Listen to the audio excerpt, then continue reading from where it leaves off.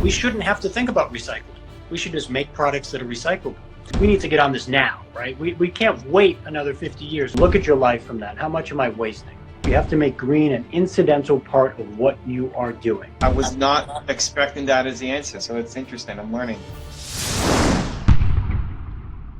Ladies and gentlemen, third time in, Thomas Kostigen, leader in social and sustainable world, wants to make the world a better place. It aligns super well with my mission. I know he wants to empower entrepreneurs to be green, and we are the future for helping this world make sure we're sticking around and preserving it for our future generations. A multiple best-selling author. Welcome aboard, man. Thank you for the time.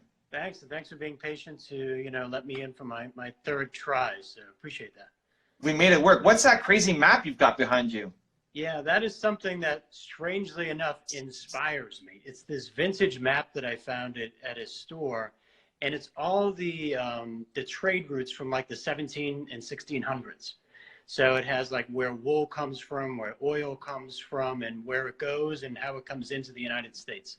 So it's kind of interesting just to take a look at. So for some strange reason, it resonates. I know you've done a lot of interviews, and a lot of the people you talk to are kind of big corporate. My audience is entrepreneurial, and I wonder, how do we take your message and make it fit for the entrepreneur community? Well, I think it already fits for the entrepreneur community. It just hasn't been messaged the right way. I mean, what we've looked at in the environmental community for a long time now, for decades, is grassroots environmentalism. We always hear about grassroots environmentalism, and that's great. After an inconvenient truth, everybody wanted to turn down the thermostats, turn off the lights when they leave a room, use less plastic, recycle, all of that. Fantastic small steps. Problem is, that hasn't worked. So industry, which has really interfered with the planet in a way that has not been positive, let's put it that way, needs to come around and change things, innovate, invent, do the best that they already are doing, but in a different way. And that means incentivizing entrepreneurs, incentivizing big companies to actually shift their direction in a way that's more positive for the planet. And we're seeing that play out from consumer demand. We're seeing that from the investment community. So there's dollars there, there's demand there. And now what we need to do is just create awareness around some of these amazing technologies, amazing inventors, and really far out there silver bullets and moonshots that can get us to the next level of society. And by that, I mean a positive approach in our relationship with planet Earth. And that means the entrepreneurs who are out there trying to do the right thing. And at the same time, we have a lot of opportunity in renewable energy. We have a lot of opportunity in the water industry. We have a lot of opportunity in the waste industry. And this is the future. So right now, if we can incentivize entrepreneurs to get on that bandwagon, and many are, but their message sometimes doesn't get to the right people, so they can't get funding. Sometimes they just aren't with the right network of people, so they can't actually get their product into the right hands. So if we can look at it from a systems approach, I think we can leapfrog a lot of the challenges and a lot of the timelines that have been put in front of us as negatives. And I look at this as a very positive time for the business community, for the investment community, for the science community and the academic community and the activist community to join hands and not demonize each other and say, this is how we can actually solve the problems, the social challenges that we have in the world today. And we're seeing that. We just need to really boost that and ignite that. So if I'm an entrepreneur, people watching this on Instagram and then on my YouTube channel, I may feel like, well, I'm just one guy, one girl. Yes, I can vote, and my vote carries something, but I'm not a lobbyist. I'm not in government. I don't have 10,000 employees and big budgets. I'm just trying to start up my own company. What's the advice to me on what I can or should be doing to make this movement spread a little more? Yeah, and I've been an entrepreneur myself, and I understand how lonely that can be sometimes, and you feel like you're out there just doing it and no one's paying attention. But guess what? The medium that we're on right now puts a different type of opportunity in front of people. And that is no longer just stay in your garage and make your invention, but network, talk to people, get the message out as best as possible, raise awareness. Look, there are no new ideas. Everyone thinks there are, right? But it's the actual approach to getting your product or your service into the hands of the people who need it and getting the funding that you need to go on. Everybody knows it's the capital equation that a lot of times makes everybody fall down when you're an entrepreneur. You're struggling with that. You're just trying to keep the lights on. You're trying to focus on making the best product that you can without thinking about, well, who else is out there who I can collaborate with? And collaboration in my world, where I've been circling with impact investors, with people in the venture capital community, there's a lot more acceptance of that. There's less and less of this competitive nature I've found in social entrepreneurship, where people are looking at, well, this is mine, stay away from me. I think there's much more of a want to share. And I think we're seeing that across the board, both from a psychological aspect and also a real practical investment aspect. Makes sense? If I had to look at entrepreneurs, I'd put them in two categories. There's ones that are already, they're green, and the whole purpose of their business is to do it in a green way, and that's from the foundation of why they started their company. And then there's others, who would probably be most entrepreneurs, who they're trying to solve a different problem. You know, they're trying to solve, what am I trying to solve? I'm creating YouTube videos and Instagram content, trying to help entrepreneurs out, but green isn't the primary core of what most entrepreneurs do. What can those people do to make it more green? Like, what should I be doing on my YouTube channel or here on Instagram to be more green in my company for awareness? Like, how do you take somebody whose mission is not green and just help move the needle a little bit? Yeah, that's a great question, because I think everyone feels so overwhelmed by that. Like, what can I do to monitor my supply chain? What protocols can I live up to? What groups can I join? What am I doing right and what am I doing wrong? And what are the filters that I need to look at that that go across waste, water, and energy? And those are the three big pods to look at. And I think if you look at your life from that, how much am I wasting? Or am I wasting anything? This is great because we're not using any paper. We're not using really any type of other mechanism that's using a lot of carbon besides the data centers. And that's a whole nother issue of carbon emissions and carbon awareness. But what I think we have to look at, and somebody who's an entrepreneur has something to look at, are those three things. How much energy am I using? How much waste am I using? And how much water am I using? And then once you start to take a look at that, it's going to be effective, because then you'll start to look at everything in your life through those three lenses. But I don't think you should be overwhelmed by it. I think it should be incidental to your business. And this is a big, big, big, I think, subject for not only entrepreneurs, but companies as well. You can't lose sight of what your mission is in order to go green. You have to make green an incidental part of what you are doing. So beyond profit, there is greenness. Beyond what your initial goal are, there is greenness. And so it just can't be the be all and end all of everything unless you have the all sum solution for climate change. There's going to be other things that you're going to have to be concerned about. You know, when we hear about climate change, mostly what people talk about is energy use. We ignore the water, yet 50% of the surface water in the United States is used to produce electricity. And that in turn, of course, creates carbon emissions. So when you look at the ecosystem and you start to look at everything, you have to understand where your place is in it. And then once you understand where your place is in it, you can start to make some steps and do the right thing.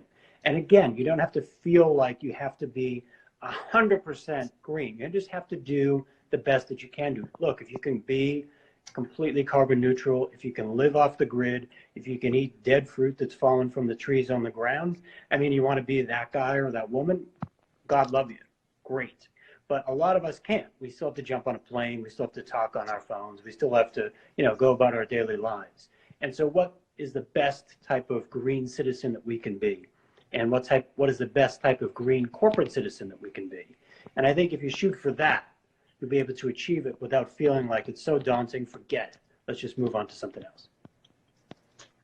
between wastewater energy, what's the one that we can have the fastest impact on to get us started? Water, 100%. Yeah. Water reuse, for example, huge new area where we're taking storage water, we're filtering it. It's often called toilet to tap, and then using it for everything. I mean, I live in Southern California, major droughts, and if you look around the world to places like South Africa, if you're looking even at Sao Paulo, these are major centers of population, and they are doing without water.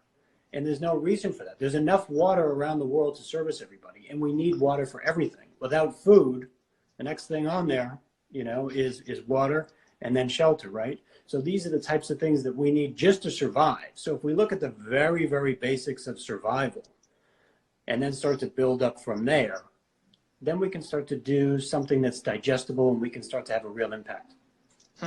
I was not expecting that as the answer, so it's interesting. I'm learning. Yeah, the water space is huge, especially in the entrepreneurial community too. There's tons of stuff going on there with filters, with water reuse, with water capture, all that stuff. People are making products out of water. They take the algae from the water, they turn it into sneakers, for example. Puma's doing that, Adidas is doing that, and then some other smaller firms and boutiques are making clothing out of it because they can make yarn out of the algae as well. So I'm sitting here in a condo in downtown Toronto. What can I do? And I'm kind of echoing the people in the chat who are saying, what can normal people do? So I'm sitting here, downtown Toronto, water's the #1 issue.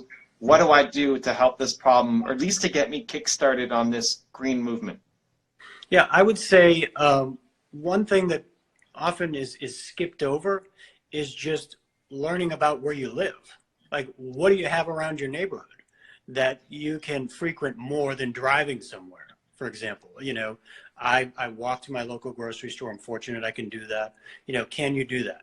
You know, and then grab a bag and take it with you. Those simple type of things, you know, where's your, you know, and then learn about all the stuff that you're using.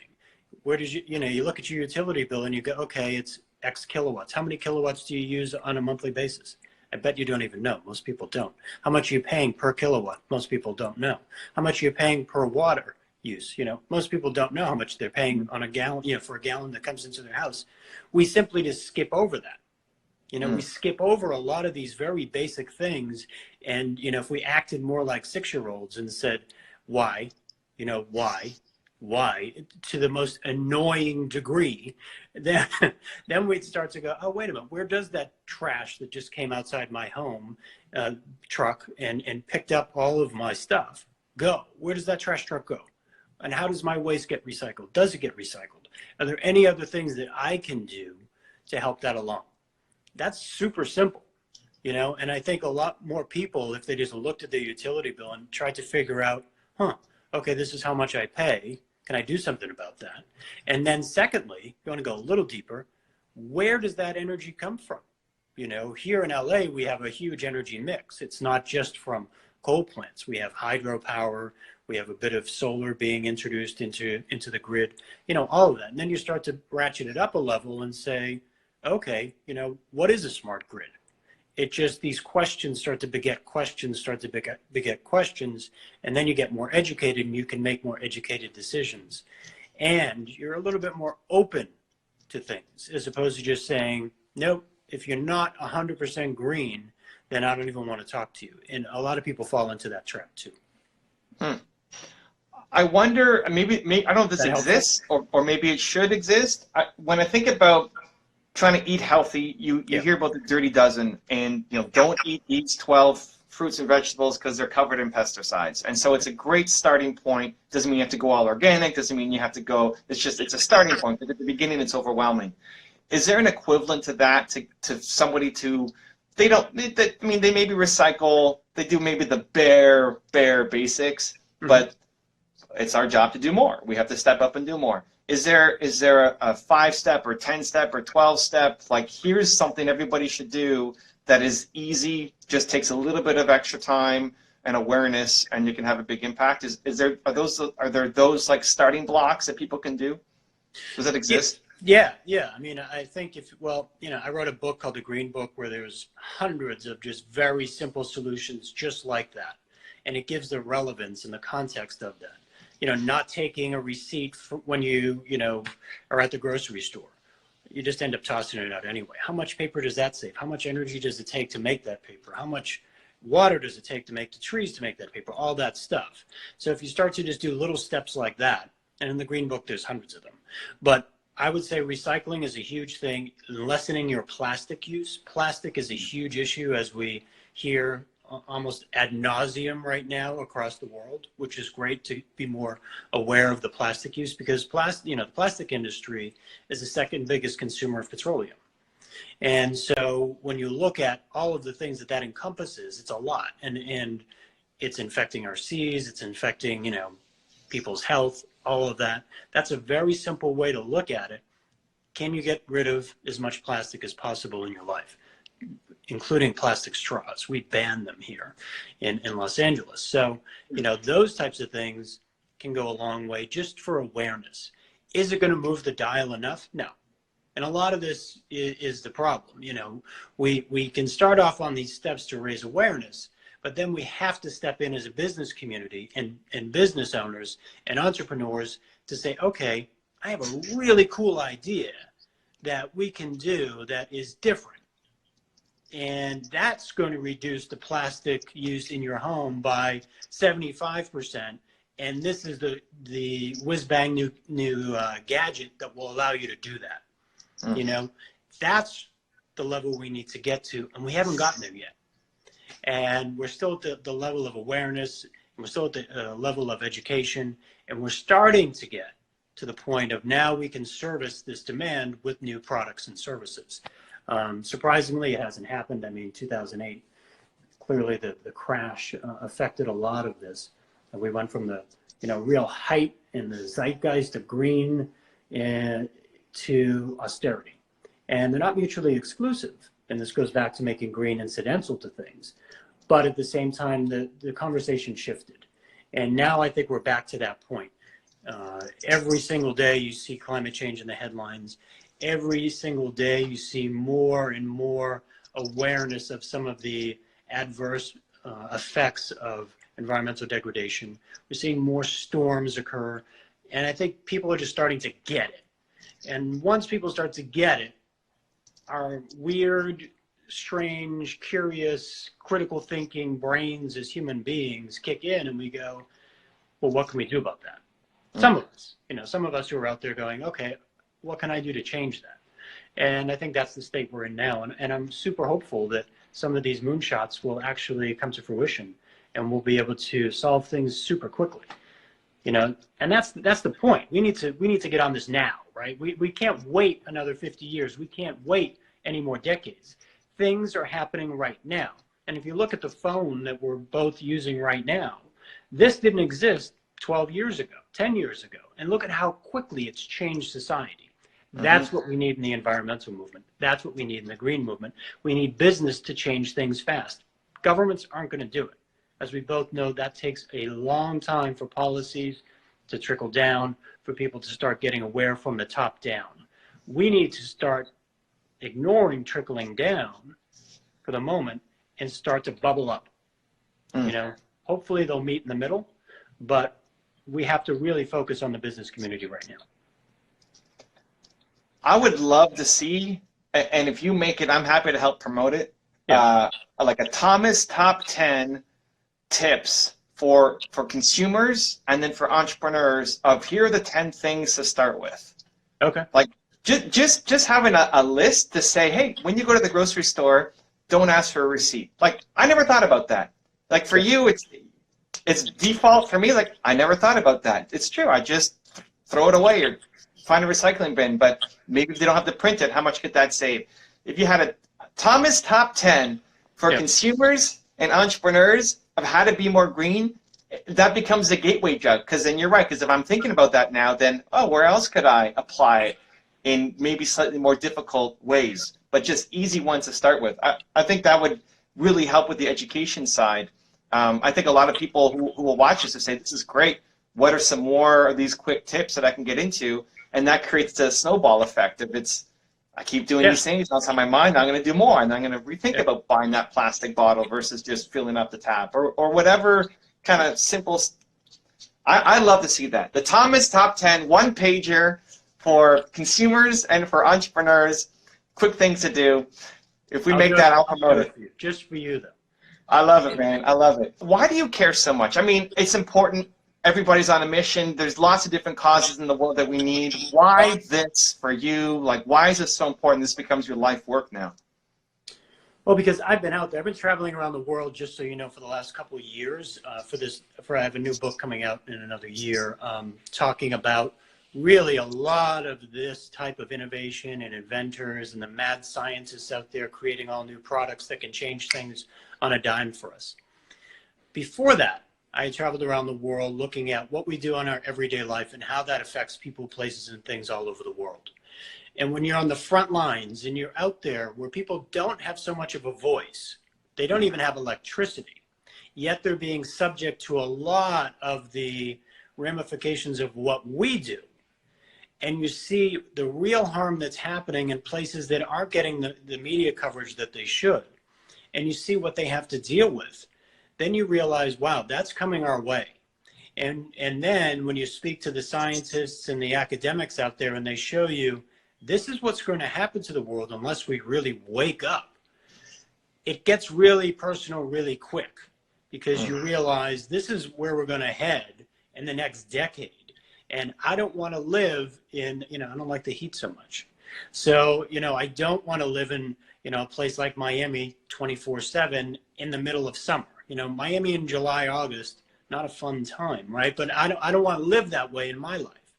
I want to be able to have the luxury of just going about my daily life and not having to be so concerned about the environment. That's why I'm doing this, honestly.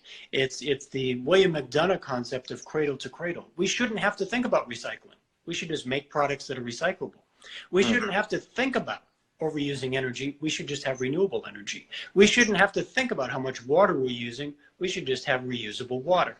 And so that's the type of effective approach that will make life easy for all of us when you realize where we're going with all of this. And the other thing is when you're in the developing world and you see people who are really suffering and they don't have the education, they don't have the privileges that we have, and they really just want to go about their lives much like we go about ours, except ours has a real impact on theirs. You go, well, that's really selfish. I should be doing something that can help not only myself, but help other people around the world. And that's a lot of why I do this, is because, you get outside the totally about me approach and you feel like you're actually doing something to help others. And that's effective too, Evan. That's super helpful because you realize it's bigger than just you. It has a real impact on people all around the world. And that's something I think just as human beings, we should all aspire to do. That cradle to cradle idea, are we going to get there in your lifetime? Well, I'm old, man. So, I think, in my lifetime, if I keep traveling and, doing what I do the way I'm doing it, I don't know if I'll see that. But I think, the next generation, my kids and things like that, they have that opportunity. And again, that's the other real idea here, is to get us in a position where we're not so selfish as a generation, that we're looking for generations into the future. That is really where the rewards are and where I think we can feel good about what we're doing. And that comes down to being conscious. It comes down to having a conscience, and it really, I think, puts people on the right path. And we're seeing it. We're seeing it all over. We're looking at a millennial generation that says, you know what? If you're a sustainable company, I'll sacrifice income in order to work there. We're looking at a retiree generation that says 2/3 of us want an environmental, social type of investment product in our retirement plan. It's not there. People are thinking this way. Most people really want the world to be a better place, not only for themselves, but for their kids and the next generation. I don't think we're all that selfish. Having interacted with a lot of different cultures on the ground all over the world, we're all pretty much the same. we all want to go through life in many of the same ways. We all get up and like our coffee. Most of us, we all kind of like to go through the day the same way with good food, and have good people around us, have a great environment that we can live in. I mean, that's pretty common. We all think we're so special. We think we're special as Americans. You think you're special as Canadians. People think they're special as, in Europe and Asia, all over the world. But at base, we're the same human race. And once you realize that my blood can replace your blood, and you start to get into that thinking, then all of a sudden you have an ecosystem that works for us all. And if we could put products and services into that ecosystem to make life better for all of us, we win. And our kids win, and the planet wins as well. My blood replace your blood. I've never heard that. I like it. Thomas, it's crazy how quickly time flies by. For people who want to dive deeper, besides the Thomas top 10 that are coming soon, the one-pagers. It's happening. Tease that. Keep teasing. It's coming your way. It's happening. For YouTube, we'll put it in the description below. Yeah. What do people do next? I mean, we'll look at the list, but is it your book? Is there a website? Where do you want them to go? Yeah, if you go on to the corporate website's probably the best thing because it has my email. It has a lot of stuff about corporate social responsibility there. So if you go to jconnolly.com, you can find me. You can find out a little bit more about corporate social responsibility, and you can read my blog there. And then shoot me an email if you so desire. Appreciate it, Thomas. Thank you so much for making the time, man. Appreciate you, and thank you for your tireless effort to make this planet a healthier place for my son. Thanks so much, man. I appreciate it. And thanks for bearing with me while I logged on. Awesome, man. Talk to you soon. If you want to see Thomas's top 10 tips to improve the environment today, check the link in the description below. And if you want to see my interview with Dave Hollis, check the link right there next to me. I think you'll enjoy it. Continue to believe, and I'll see you there. We're here for a single reason: put tools in people's hands that let them change their lives.